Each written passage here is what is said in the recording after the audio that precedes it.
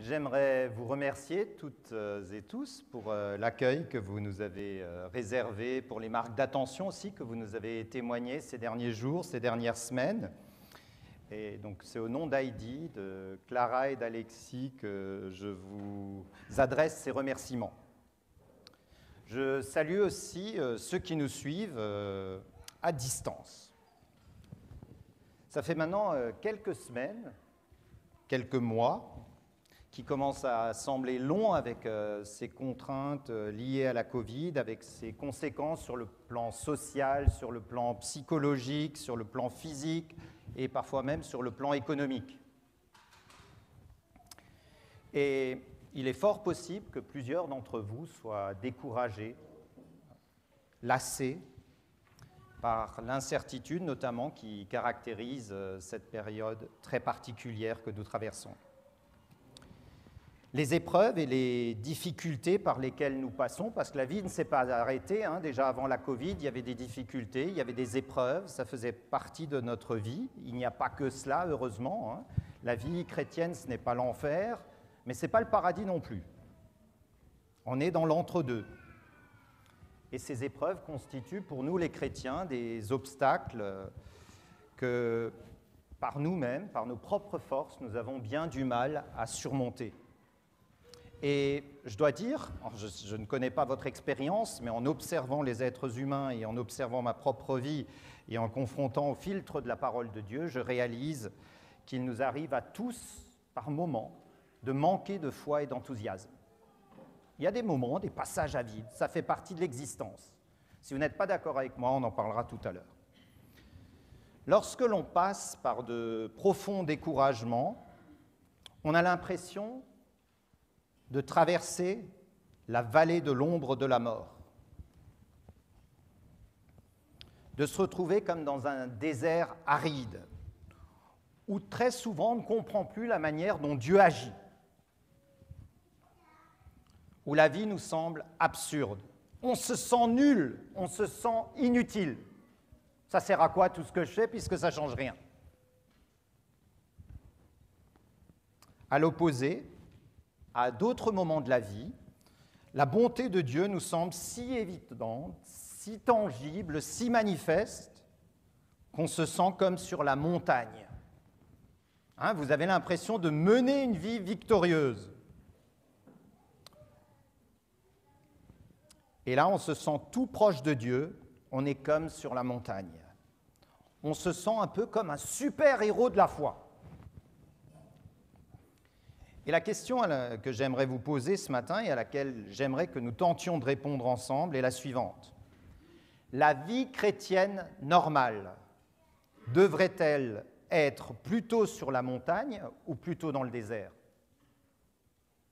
C'est quoi la vie chrétienne normale? C'est une vie où on vole de victoire en victoire et quand ça ne se passe pas comme ça, il y a quelque chose d'anormal? Ou est-ce que c'est une vie qui devrait être marquée par l'épreuve?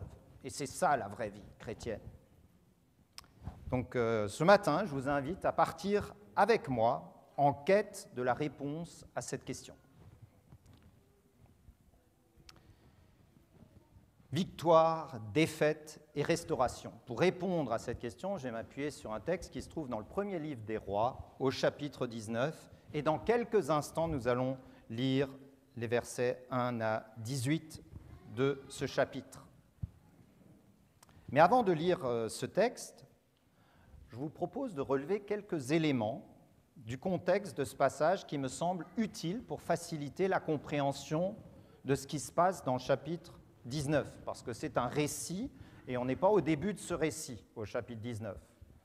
C'est un texte qui s'insère dans un récit plus global qui concerne le ministère du prophète Élie, donc ce porte-parole de Dieu.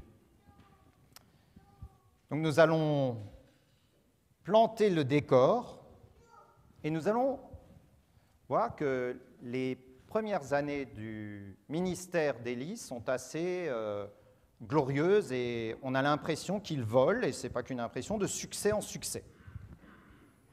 Donc la monarchie est divisée, c'est la conséquence directe de la désobéissance du roi Salomon, comme quoi même l'homme le plus sage de la terre, quand il s'éloigne de Dieu, on ne donne pas cher de sa peau. Le prophète Élie, donc je l'ai dit, c'est un porte-parole de Dieu.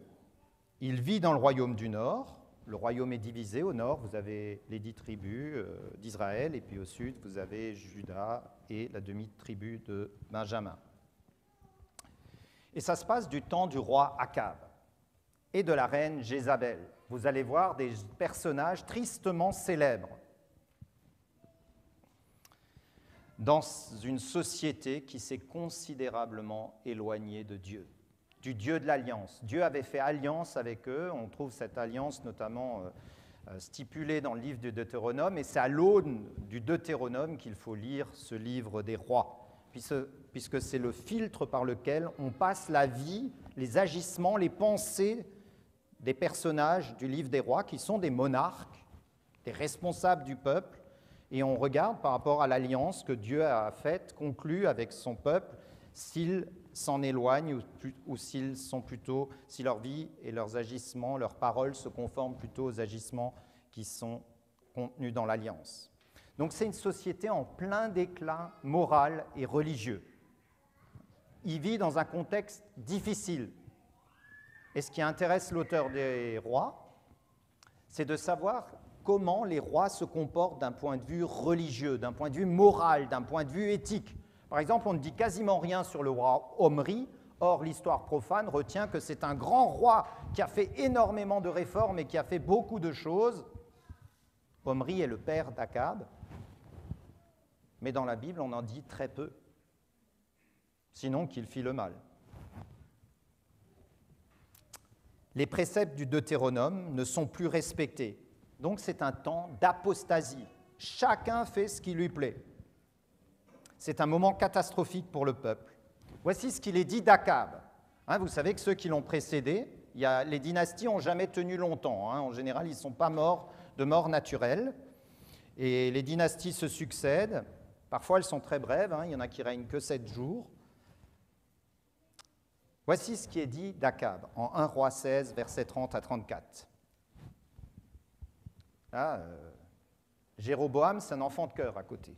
Jéroboam, c'était le premier roi de la dynastie d'Israël du Nord, et lui, il était vraiment à côté de la plaque, très rapidement, un pécheur notoire, mais voilà ce qu'il est dit d'Akab. Akab, fils d'Omri, fit ce qui est mal aux yeux de l'Éternel, plus que tous ceux qui avaient été avant lui. Et comme si c'eût été pour lui peu de choses de se livrer au péché de Jéroboam, fils de Nébat, il prit pour femme Jézabel, fille d'Edbal, roi des Sidoniens, donc une Phénicienne, c'était interdit. Et il alla servir Baal et se prosterner devant lui. Il éleva un autel à Baal dans la maison de Baal qu'il bâtit à Samarie. Samarie qui était la capitale du Nord. Et il fit une idole d'Astarté. Akab fit plus encore que tous les rois d'Israël qui avaient été avant lui pour irriter l'Éternel, le Dieu d'Israël. Donc c'est vraiment une période de déclin moral. Et c'est dans ce contexte que Dieu envoie Élie, son porte-parole, son porte-étendard, son champion. Donc l'idolâtrie s'est considérablement développée sous l'impulsion notamment de la reine Jézabel, parce qu'elle est venue avec ses divinités. Parce qu'en épousant Jézabel, ce qu'il a fait, comme beaucoup de rois de l'époque, il a fait alliance avec les Phéniciens. Passons en revue rapidement les chapitres 17 et 18. Que se passe-t-il au chapitre 17 du premier livre des rois? Dieu envoie son porte-parole, le prophète Élie, vers le roi Akab pour lui annoncer qu'il y aura une sécheresse de plusieurs années, de 3 ans. Et l'efficacité de la parole d'Élie, qui est la parole de Dieu, puisqu'il est le porte-parole de Dieu, se démontre parce que cette sécheresse va arriver. Il dit et la chose est, elle arrive. Et la sécheresse est une des sanctions qui étaient prévues dans le traité de l'Alliance en cas de désobéissance. Vous trouvez ça au chapitre 28 du livre du Deutéronome. Et en fait, dans les chapitres 17 et 18, on assiste à un bras de fer avec d'un côté Élie, le porte-parole de Dieu, Et en face, nous avons les porte-paroles, les émissaires de Baal, Jézabel et Akab. Et ils font un bras de fer.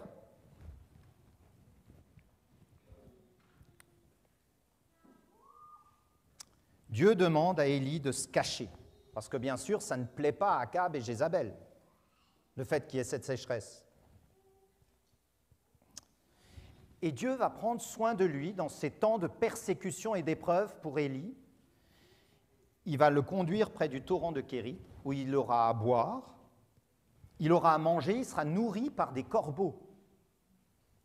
Moi, je suis aussi nourri par certaines personnes de l'Église, de temps en temps, mais ce ne sont pas des corbeaux, je peux vous l'attester. Puis, l'eau vient à manquer, puisqu'après la sécheresse, même le torrent, finalement, finit par se tarir. Et que se passe-t-il? Dieu envoie Élie à Sarepta. Il envoie son prophète à l'étranger, chez une veuve étrangère, une ville proche de Sidon, où une femme étrangère le nourrit. Et elle le nourrit comment? Elle lui dit, tu me fais à manger. Elle dit, écoute, moi j'ai tout juste assez à manger pour moi et mon fils. Je vais faire un peu de pain avec la farine et l'huile qui me reste, et ensuite on va mourir. C'est un beau programme, ça. On va manger notre dernier repas, puis on va mourir. On n'a plus rien.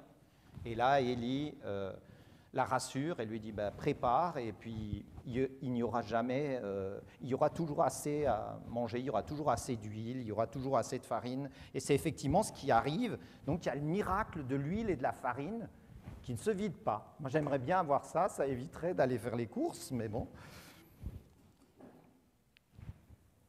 On arrive ensuite à la fin du chapitre 17, et là, ça ne s'arrête pas. Qu'est-ce qui se passe? Le fils de cette femme, on ne comprend pas, meurt. On ne comprend pas toujours la manière dont Dieu agit.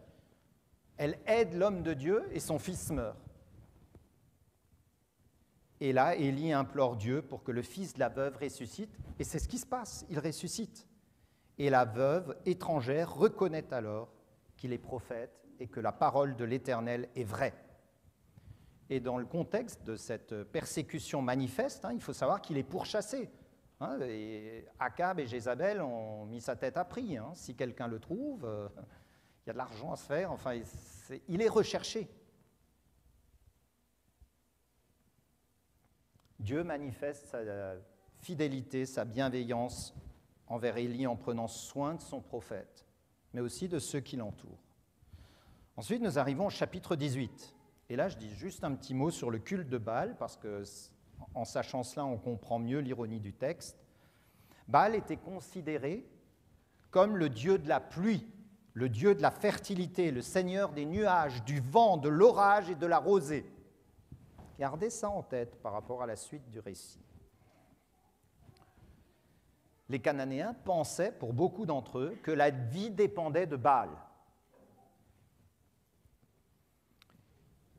Et les auteurs de l'Ancien Testament ont souvent assimilé Astarté à Achéra, qui est considérée comme l'épouse de Baal et qui est la déesse de la fertilité. Donc là, on a deux divinités dont dépendent la vie, selon les Cananéens. Après 3 années de sécheresse, Dieu demande à Élie de sortir de son isolement et de dire « Mais maintenant, tu vas te présenter devant le roi et tu vas lui dire que la pluie va revenir. » Mais vous vous rendez compte, c'est exposer sa vie. Ça fait 3 ans qu'il vit caché, il doit se pointer devant Akab. Mais il va me tuer, il va me découper en rondelles. Mais qu'est-ce qu'il fait? Il obéit et il y va. Et on apprend même que Jézabel avait fait massacrer les prophètes de l'Éternel, mais Abdias, l'intendant d'Akab, était un serviteur de l'Éternel. Dieu, dans sa providence, avait placé un homme fidèle dans la proximité d'Akab et de Jézabel, et il va cacher 100 prophètes de l'Éternel. Et il ne va pas simplement les cacher, il va les nourrir, il va prendre soin d'eux. Élie rencontre Akab, puis, seul, il confronte 450 prophètes de Baal sur le mont Carmel, en présence du peuple et du roi. 2 autels sont bâtis, l'un pour l'Éternel et l'autre pour Baal. Toute la journée, les 450 prophètes de Baal invoquent sans succès leur Dieu. Ils se font même, à partir de midi, il n'y a toujours pas de résultat, ils commencent à se faire des incisions dans la peau pour que le sang coule sur le sol et pour abreuver les divinités pour qu'elles se réveillent, mais elles restent silencieuses. Mais Élie, suite à une prière adressée à Dieu, voit le feu du ciel consumer l'Holocauste, malgré toute l'eau qu'il avait fait déverser dessus. Je crois que c'était environ 400 litres d'eau. Et le peuple confesse alors que c'est l'Éternel qui est Dieu. C'est une grande victoire qui est remportée sur l'idolâtrie. 450 prophètes sont tués. C'est une vraie boucherie. Puis c'est le retour de la pluie en réponse à la prière d'Élie. Vous vous rendez compte, Élie était un homme de prière et il a vu quantité de prières être exaucées. Élie a vu l'exaucement de la sécheresse, il a prié pour qu'il y ait la sécheresse, il y a eu la sécheresse, pour que le fils de la veuve ressuscite, il est ressuscité, la victoire sur le mont Carmel et enfin le retour de la pluie. Et à la fin du chapitre 18, on voit Élie enthousiaste, rempli de force par l'Éternel. Élie serra sa ceinture autour des reins et courut devant le char. Il court devant un char. Et ce n'était pas un char qui allait doucement, parce qu'il fallait aller vite, s'abriter, parce que la pluie allait venir. Et si la pluie venait, le char allait s'embourber. Il court devant le char, jusqu'à l'entrée de Jezreel. C'était pour annoncer la victoire sur l'idolâtrie. Élie était en train de dire, le vrai Dieu est Yahvé, c'est lui l'Éternel, c'est lui le vrai Dieu. Donc notre récit suit la plus grande victoire du ministère d'Élie, qui apparaît ici comme un super-héros de la foi, un champion de Dieu. Lisons le texte qui va nous aider à répondre à cette grande question. Est-ce que la vie normale du chrétien devrait se passer sur la montagne ou dans le désert de l'épreuve?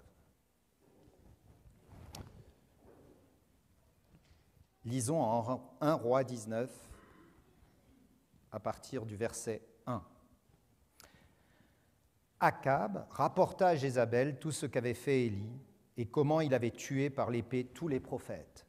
Jézabel envoya un messager à Élie pour lui dire « Que les dieux me fassent ceci et qu'ils ajoutent encore cela si demain à cette heure je ne fais de ta vie ce que tu as fait de la vie de chacun d'eux. » Élie, voyant cela, se leva et s'en alla pour sauver sa vie. Il arriva à Beersheba, qui appartient à Juda, et il laissa son jeune serviteur.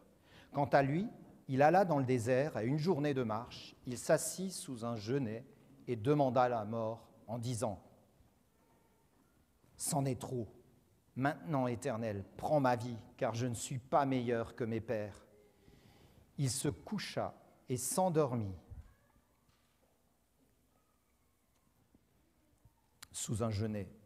Or, voici qu'un ange le toucha et lui dit « Lève-toi, mange !»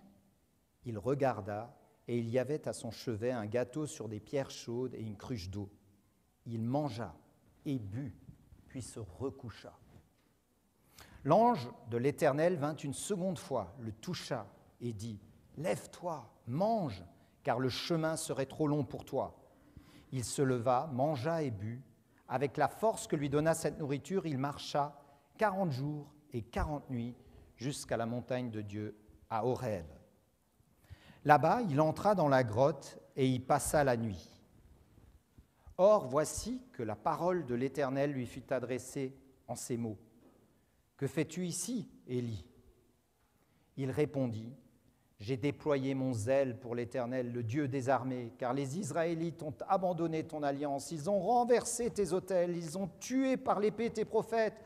Je suis resté, moi seul, et ils cherchent à prendre ma vie. » L'Éternel dit, « Sors et tiens-toi sur la montagne devant l'Éternel. » Et voici que l'Éternel passa.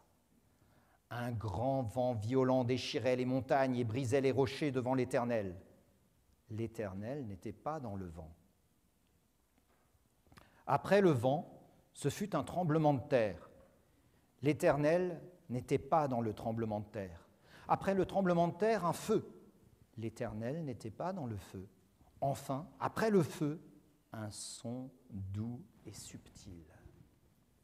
Quand Élie l'entendit, il s'enveloppa le visage de son manteau, il sortit et se tint à l'entrée de la grotte.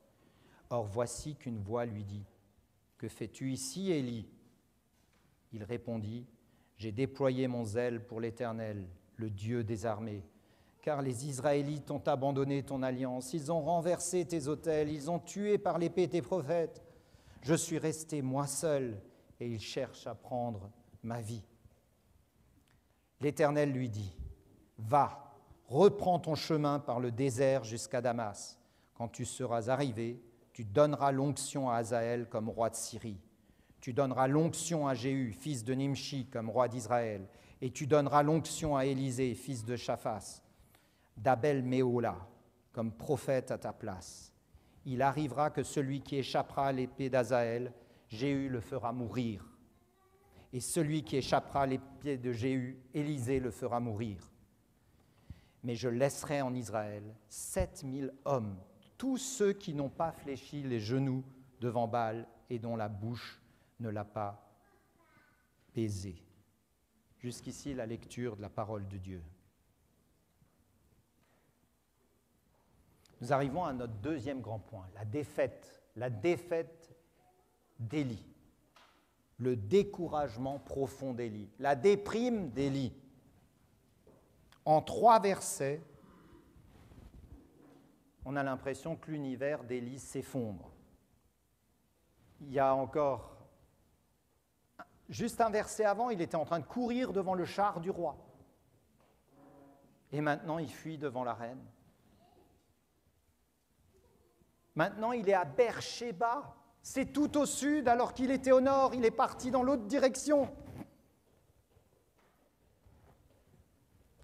La réaction d'Élie, vous en conviendrez, est à peine pensable. Comment c'est possible qu'après tout ce qu'il a vécu, il s'enfuit de la sorte devant Jézabel?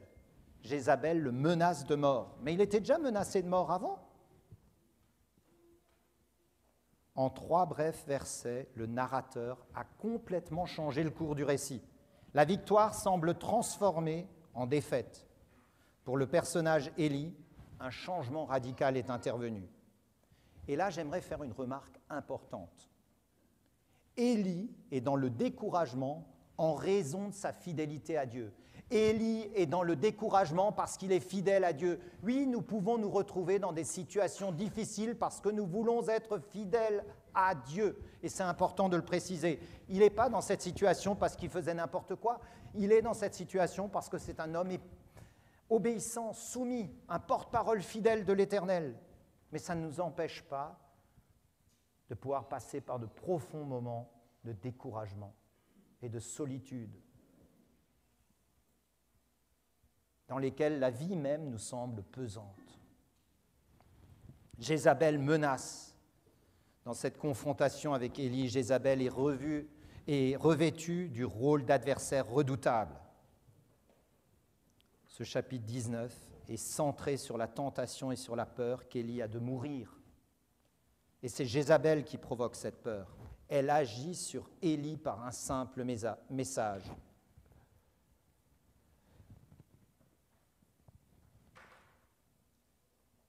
Élie en perd la perspective de sa mission. Il se laisse aller à l'apitoiement sur soi, au défaitisme qui prend le pouvoir sur lui. Les mots de Jézabel transforment le héros de la foi en une victime de la peur, incapable de remplir sa mission. Élie est un messager pour Yahvé. Le message était simple, Yahvé est vivant et c'est le seul vrai Dieu. Et Jézabel lui envoie aussi un message. Tu vas mourir, Élie. On a l'impression que le message de Jézabel est finalement plus efficace que celui de Dieu. Subitement, Élie devient fugitif. Il quitte le pays pour sauver sa vie. Le contraste entre les chapitres 18 et 19 est saisissant. La première fois, lorsqu'Élie part se cacher au chapitre 17, son courage est évident. Il le transmet même à la veuve de Sarepta. Et cette fois, c'est la panique. Il fuit. Avant, Élie est parmi le peuple, sur le mont Carmel. Ici, il est tout seul. Avant, il était sur la montagne. Maintenant, il est dans le désert. Avant, il est suivi par le roi. Maintenant, il est chassé par la reine. Avant, il faisait mourir les faux prophètes. Maintenant, il souhaite, lui, mourir. Avant, l'œuvre de Dieu est visible, acceptée. Maintenant, l'œuvre de Dieu est plus cachée. Elle semble même rejetée. Avant, il disait « Seigneur, utilise ma vie ». Maintenant, il se présente devant Dieu et dit « Prends ma vie ». Vous vous rendez compte, arrivé à un stade où vous dites où votre meilleur horizon, c'est la mort. Avant, Dieu répondait directement à la prière d'Élie. Ici, la réponse de Dieu se fait attendre. Heureusement, d'ailleurs, car il demande la mort. Élie fuit le pays, la persécution est rude. Mais derrière la fuite d'Élie se cache un problème beaucoup plus profond. Le sacrifice du mont Carmel, l'exécution des prêtres de Baal n'ont pas rendu les autorités du pays plus conciliantes. Comme Job, il interpelle Dieu, il le questionne parce qu'il veut comprendre. C'est quoi toute cette affaire? Pourquoi j'ai fait tout ça? Ça ne servit à rien. Comment, si Dieu est vraiment souverain, s'il est vraiment maître de l'histoire, comment donc les choses continuent à être ce qu'elles sont? C'est peut-être la question que vous vous posez par rapport à votre existence ce matin. Pourquoi le peuple refuse-t-il de se détourner de ses illusions vaines pour revenir à Dieu et à son alliance? Il devait penser qu'après la victoire du Carmel, c'en était fini de l'idolâtrie. Point final, on n'en parle plus de Baal. Dieu a démontré qui il était, non? Qu'est-ce qu'on peut encore faire? N'a-t-il pas déjà prouvé sa supériorité sur les fausses divinités cananéennes et des peuples d'alentour? À quoi servit tout ce qu'il a mis en œuvre au Carmel? Élie ne comprend pas Dieu. Élie ne parviendrait pas à accepter de ne pas avoir réussi à éliminer le mal et remettait fondamentalement en doute l'utilité de son action prophétique. Fondamentalement, ce qu'Élie ne comprend pas, c'est que la vie du croyant est un combat continuel. Il pensait qu'il y aurait une victoire définitive sur le mal ici-bas. Élie recherchait une victoire définitive et immédiate. Il est significatif qu'après la victoire du Carmel, Élie courait devant le char d'Akab. Cela présumait que le combat entre Yahvé et Baal était terminé, mais ce n'est malheureusement pas le cas. Et Élie se trouve devant le silence de Dieu, le silence du sens. Alors il se retire dans le désert, dans la solitude, un peu comme lorsque la vie nous pèse trop, en attendant le secours d'en haut. Élie sombre au chapitre 19 dans un profond découragement et une forme d'apitoiement de soi et d'isolement. Aujourd'hui, on dirait qu'il fait un burn-out. Le découragement fait suite à la rudesse du combat, certainement à une certaine usure. Il ne faut pas le minimiser. Élie est fait de la même pâte que nous et nous sommes faits de la même pâte que lui. On peut vivre de grandes choses et arriver à un profond découragement parce qu'on a tous des limites physiques, psychologiques. Imaginez, vous vous opposez à des autorités idolâtres, vous devez vivre caché pendant des années. Ce découragement fait qu'il perd sa lucidité, sa valeur, son identité sont désormais attachés aux fruits de son ministère. Mais il n'y en a plus de fruits de ministère, donc plus d'identité. À son zèle pour Dieu et à sa mauvaise compréhension de l'œuvre de Dieu. Finalement, la situation d'Élie est fondamentalement due à une mauvaise théologie.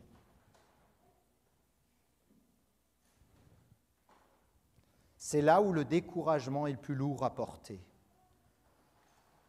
Son ministère semble peu efficace et il se sent nul. Il regarde aux circonstances au lieu de regarder aux circonstances à travers Dieu. Et qu'est-ce qu'il dit? C'en est assez. Maintenant, Éternel, prends-moi la vie, car je ne suis pas meilleur que mes ancêtres. Cette situation dans la vie d'Élie est une version concentrée d'une réalité dans notre vie aujourd'hui. D'une part, la vie chrétienne est une vie victorieuse, comme au chapitre 18. Un privilège immense. Parfois, le feu tombe du ciel, semble tomber du ciel, bien sûr. Parfois, la bonté de Dieu est si évidente pour nous, si tangible. On a l'impression que Dieu est là. Parfois, Dieu répond directement à nos prières et on est rempli de joie, d'émerveillement. D'autre part, on se retrouve par moments dans le désert, tout seul, profondément découragé. La vie n'a aucun goût, plus de saveur, notre zèle ne semble pas efficace. On commence à se comparer aux autres et là, c'est terminé.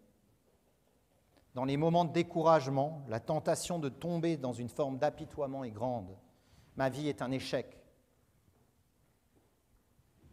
C'est très égoïste, nous sommes centrés sur nous-mêmes. La valeur de ma vie se trouve dans le fruit de mon ministère. Notre vie chrétienne, votre vie chrétienne, cherchez-vous à la vivre sur une montagne ou dans un désert? C'est dangereux d'être toujours sur la montagne. Si vous avez une vision de Dieu qui se révèle uniquement dans l'extraordinaire, vous serez très fragile. Si vous cherchez des miracles, des choses extraordinaires, je suis désolé de vous le dire, vous êtes très très fragile et une proie facile pour l'ennemi. Si vous avez au contraire une vision où Dieu se révèle que par la souffrance, que dans les déserts, Dieu va devenir lointain, distant. Et si on se contente d'attendre l'épreuve, on risque de devenir cynique, lâche et de sombrer dans le désespoir.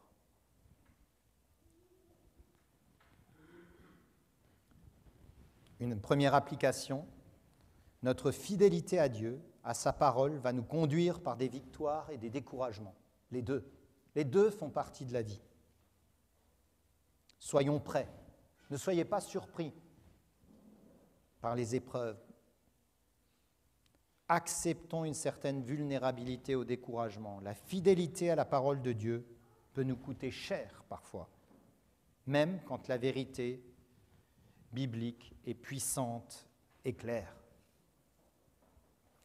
Et cette dépression d'Élie, Dieu, dans sa providence, va l'utiliser pour se révéler à lui dans le dépouillement. Élie est vide, seule perspective qu'il a, c'est la mort, et Dieu va se révéler à lui.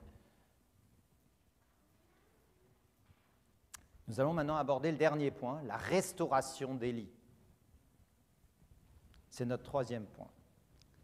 La fidélité de Dieu, dans ces prochains versets, est manifeste. La fidélité de Dieu envers Élie, mais aussi envers le peuple. Qu'est-ce qui se passe? Un ange le nourrit. Élie est encouragé à vivre. Jézabel lui a dit « Tu vas mourir » et Dieu lui envoie un ange pour le nourrir. On ne nourrit pas quelqu'un qu'on veut faire mourir. Un ange le nourrit. Un bout de pain et un bol d'eau. Et un bon sommeil réparateur. Élie est invité à y voir la main de Dieu, qui agit non seulement par des démonstrations puissantes, comme sur le Carmel, mais en satisfaisant les besoins quotidiens de son peuple, là même où les forces de la mort menacent. Élie est encouragé à vivre.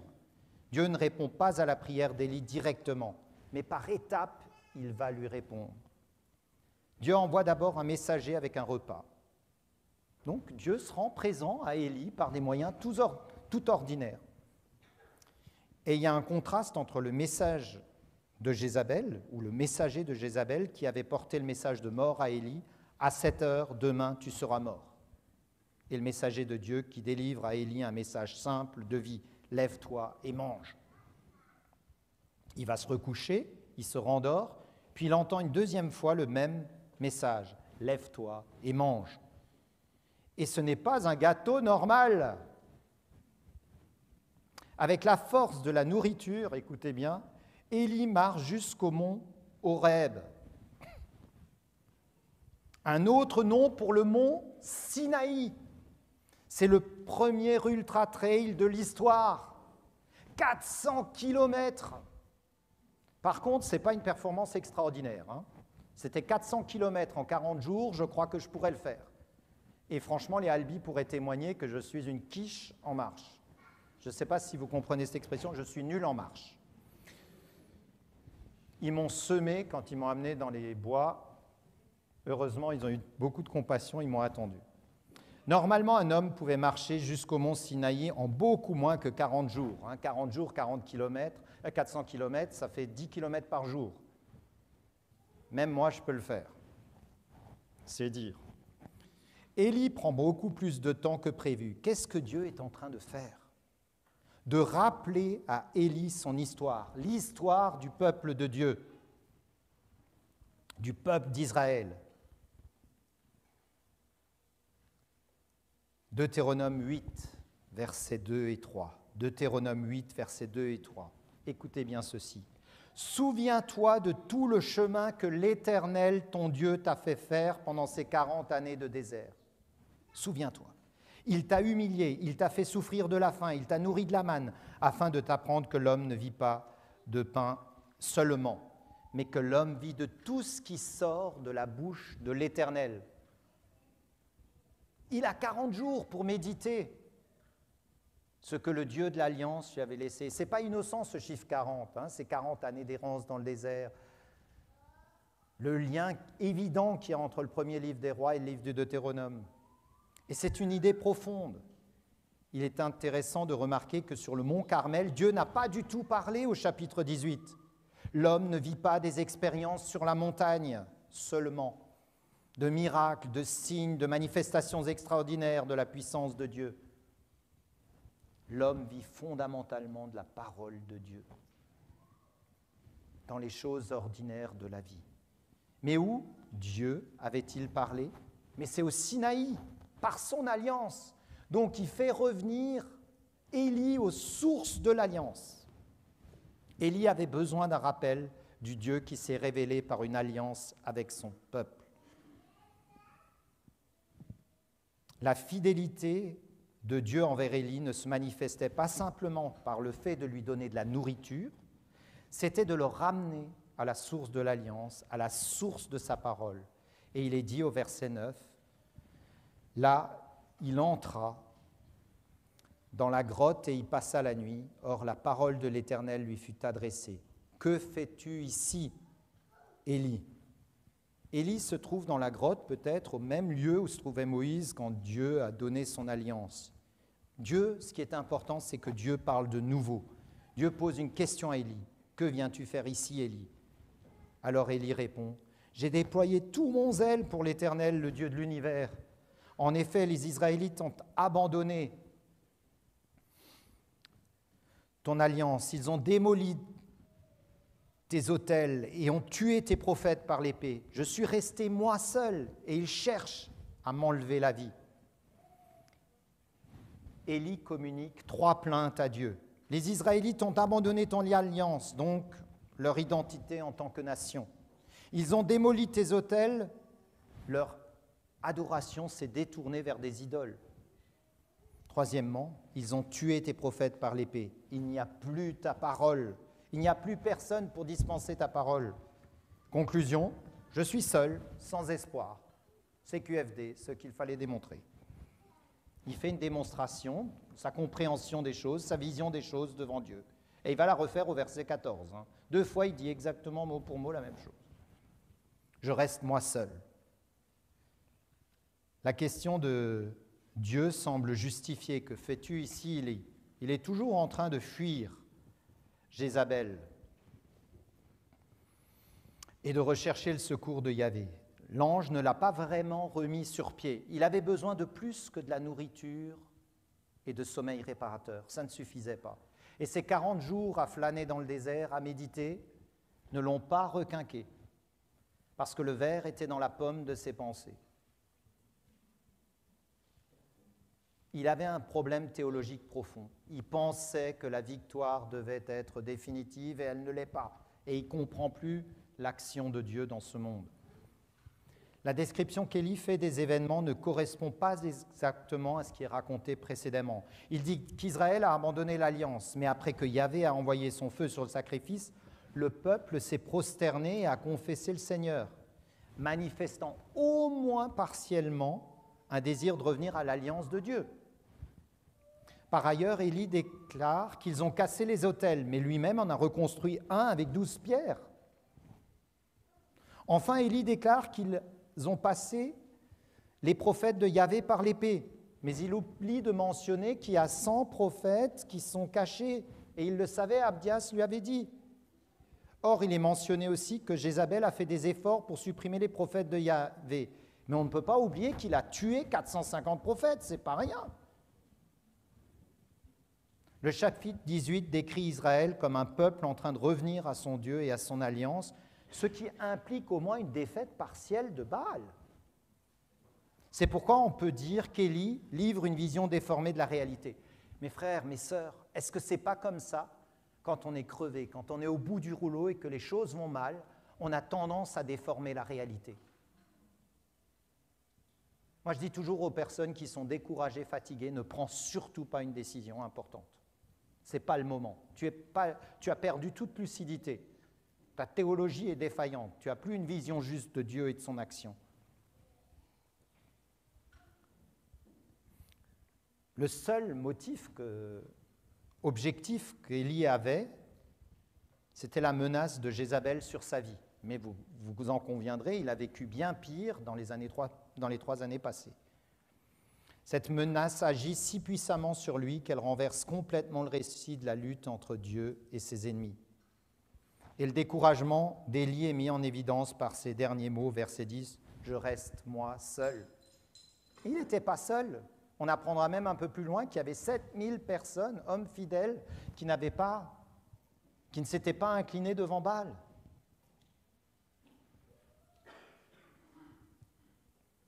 Alors il se tient devant Yahvé. Élie est témoin de 3 démonstrations effrayantes de puissance, 3 signes de jugement, un souffle qui brise les rochers, puis un séisme, puis un feu, comme le feu qui s'était abattu sur l'autel. Ce sont des démonstrations de jugement, des démonstrations effrayantes. Vous avez déjà été en montagne, vous imaginez, il est en montagne, il y a le tonnerre, il y a un tremblement de terre et puis il y a un feu. Mais moi, ça m'aurait détruit. Et à chaque fois, une sorte de refrain montre que Dieu, l'Éternel, a choisi de ne pas se révéler à travers une telle démonstration de puissance. Il est particulièrement significatif que le dernier d'entre eux, le feu, soit précisément le moyen par lequel la victoire de Yahvé sur Baal a été manifestée avec éclat au chapitre 18. Si Yahvé n'est pas dans le feu, comme il le fut au Carmel, le message est donc le suivant.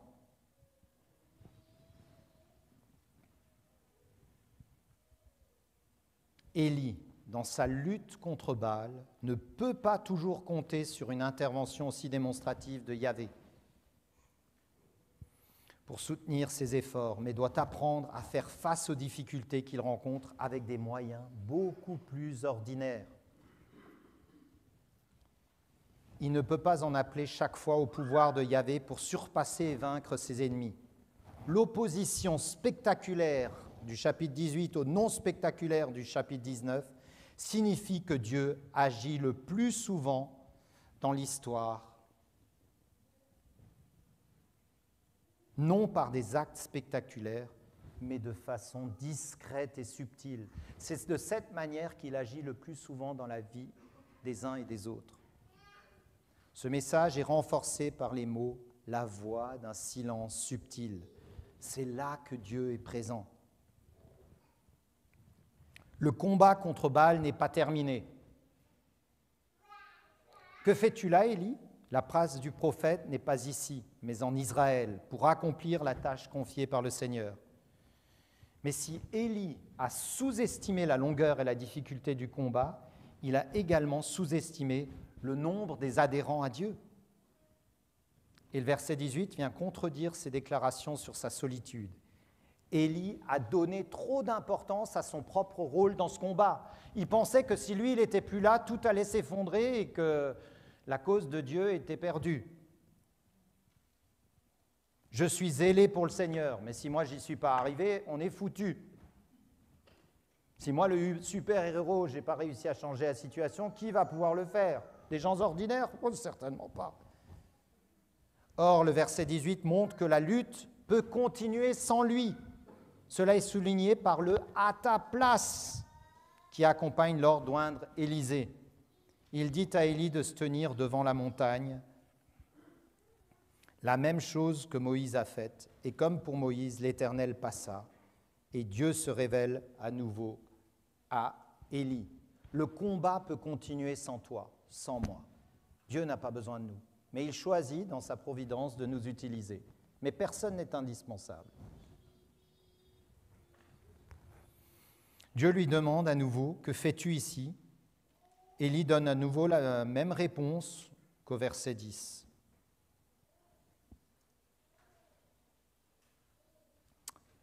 Et dans cette réponse, qu'est-ce qu'il lui dit? C'est surprenant. Il lui dit, tu vas aller vers le nord, tu vas aller dans le nord et tu vas oindre Hazaël comme roi de Syrie. Comme pour lui dire, lui signifier que Dieu règne aussi à l'étranger. Il règne sur toute la planète, sur tous les pays. Va oindre Jéhu, roi d'Israël. Mais il y a déjà un roi, il y a déjà une reine. Non, tu vas oindre Jéhu. Jéhu va s'occuper de Jézabel et d'Akab, tu verras. Il est en train de préparer son jugement, mais en son temps et comme lui il veut, et pas comme nous voudrions que ça se fasse. Et troisième chose, va oindre ton successeur Élisée, parce que maintenant le temps est venu pour toi d'aller à la retraite. Parce que c'est ce que le texte est en train de dire. Hein. Il va oindre Élisée et Élisée va prendre la suite. Mais il a combattu le bon combat. Hein. Ne vous méprenez pas sur ce que je dis. Hein. Parce que si je pouvais ressembler au quart de la moitié de ce qu'a fait Élie, je prendrais tout de suite. Et ce qui est beau, c'est qu'il y a une note d'espérance dans ce que le Seigneur lui dit. Le combat pour la fidélité à Dieu se poursuivra avec de nouvelles forces. Il est en train de dire, la relève est prête. Il y a ces 7000 qui sont fidèles. Il y a ces personnes que je suis en train de préparer qui ne me connaissent même pas et qui vont accomplir mon dessein. Et qui vont massacrer Akab et Jézabel, littéralement. Et Élie est juste en train d'avoir une dernière mission avant la retraite, prépare la succession. Et Dieu le prépare à une autre vision des choses. Le point de vue de Dieu est tout différent. 7000 hommes n'ont pas fléchi le genou devant Baal. Et cela, malgré tous les efforts de Jézabel, il reste énormément de loyalistes en Israël. Élie n'est pas le seul fidèle comme il le pensait. Et si l'on peut résumer le chapitre 19, il semble qu'il soit, pour Élie, un apprentissage de la vie normale, de la réalité telle qu'elle est, pas telle qu'il voudrait qu'elle soit. Après l'exaltation avec laquelle il a cru pouvoir éradiquer le mal sur le Carmel, en éliminant tous les prophètes de Baal, il traverse une profonde dépression. Il démissionne complètement et ne veut plus rien sinon mourir. Mais la révélation de Dieu dans la voix du silence subtil lui donne la force d'affronter la réalité et lui rappelle une chose fondamentale, la fidélité de Dieu, quelles que soient les circonstances. Ce récit a pour but, finalement, de manifester la fidélité du Dieu souverain envers Élie et son peuple, surtout face aux situations de découragement. Je conclus par 4 éléments que nous apprenons de ce récit du désespoir d'un véritable homme de Dieu, qui est de la même nature que nous. Son problème principal était une vision des choses déséquilibrée, qui transparaît dans sa réponse au verset 10 et au verset 14. Première chose que j'aimerais révéler, c'est une vérité sur notre monde. Dieu sauve de nos folles espérances et aussi de notre désespoir. Le Carmel est effectivement une grande victoire, mais pas la fin du combat contre l'idolâtrie. Vous savez, il y a des gens qui disent « Ah, il nous faudrait un réveil ». Je serais très content si Dieu permettait qu'il y ait un réveil, un souffle particulier de l'Esprit de Dieu sur cette région. Mais prenons le réveil. Moi, j'ai été au Rwanda. Il y a eu un réveil au Rwanda. Il y a eu un réveil au Pays de Galles. Au début du XXe siècle, il y a eu un réveil au Pays de Galles. Et aujourd'hui, c'est la terre la plus aride spirituellement du Royaume-Uni. Le christianisme ne change pas le monde, mais des situations dans le monde. Le but de l'Évangile est d'appeler des personnes à se détourner du monde pour se tourner vers Dieu et ainsi être épargnées du jugement. Et je crois que c'est une vérité impopulaire, la victoire totale sur le mal n'aura pas lieu avant le retour du Seigneur. Bien sûr, il a tout accompli à la croix, mais nous verrons la plénitude de cette victoire quand nous le verrons face à face. Et là, il n'y aura plus de combat, il n'y aura plus de lutte. Mais pour l'instant, nous sommes engagés dans un combat jusqu'à notre dernier souffle. La vie chrétienne est un combat contre le mal. Le diable, la chair, le monde. Les chrétiens sont réalistes. Des faiblesses existent, mais aussi de vraies victoires. Mais par-dessus tout, Dieu contrôle notre histoire.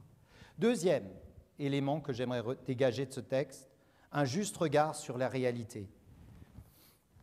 Élie pense être seul, Dieu lui révèle qu'il a tort, que son regard sur la situation est déformé par le découragement. Et Élie repart avec une nouvelle perspective de la vie. Justice sera faite, même si le combat continue, même des étrangers païens serviront les desseins de Dieu. Dieu va aussi utiliser un nouveau roi, Jéhu, et Dieu l'encourage en lui accordant un successeur, Élisée. Mon prédécesseur, il disait, mais avoir du succès, c'est avoir un successeur. C'est pas tout, mais c'est notamment ça. Et un reste, bien sûr, fidèle de 7000 hommes. Une vision plus juste de la réalité.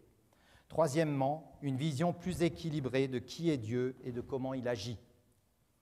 Nous avons besoin, face au découragement, de sommeil, de nourriture, mais surtout un besoin d'entendre la parole de Dieu, qui est fondamentalement capable de prendre soin de nous. Il se révèle dans les aspects ordinaires de la vie. Il se révèle comme le Dieu souverain, qui a un plan de salut et de jugement qu'il met en œuvre sans que rien ni personne ne puisse y faire obstacle.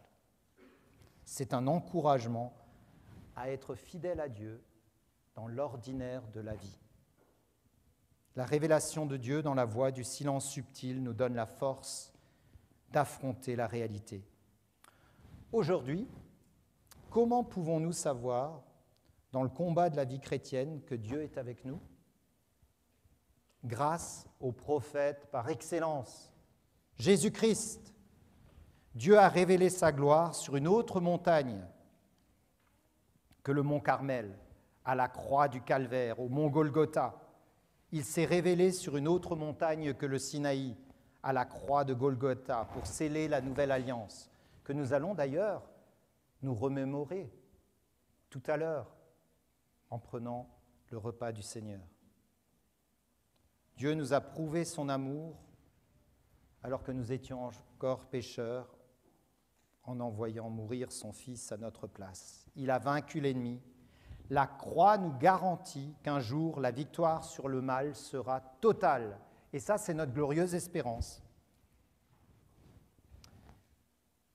Quelle est la plus grande preuve de l'amour et de la justice de Dieu dans ce monde ? La croix de Jésus-Christ. Quelle est la plus grande preuve de la compassion de Dieu dans l'histoire ? La croix. Qu'est-ce qui nous rassure quant à la présence de Dieu parmi son peuple, par son esprit ? La croix.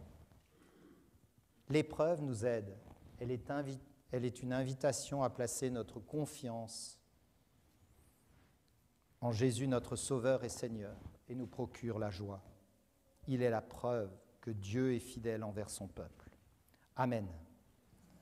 Prions.